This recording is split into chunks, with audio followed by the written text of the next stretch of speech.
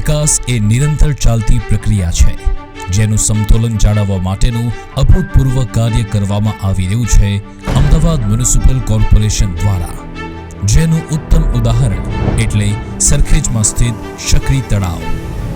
₹17 કરોડ 50 લાખના ખર્ચે 78,858 ચોરસ મીટરના વિશાળ ભૂભાગના 34,676 ચોરસ મીટરના વિસ્તારમાં શકરી તળાવને નિર્મિત કરવામાં આવ્યું છે. ભૂજળ સ્તરને વધારવા ભગીરથ ઉદ્દેશ્યથી તળાવને ઊંડું કરવામાં આવ્યું.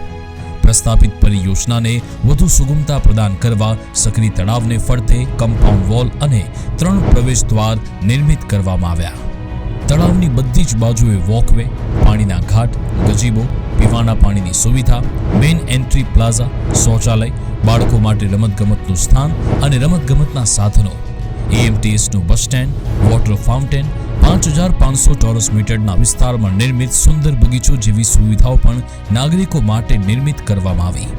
નવનિર્મિત શકરી તળાવનું નવીન નામકરણ પણ કરવામાં આવશે અને સમર્પિત કરાશે નગરજનોને, જેના પરિણામ સ્વરૂપ 35,000 કરતાં પણ વધુ સ્થાનિક નાગરિકો માટે એક ફરવાલાયક સ્થળનું નિર્માણ કરાયું, જેના દ્વારા તેઓને સગવડતા પ્રાપ્ત થશે.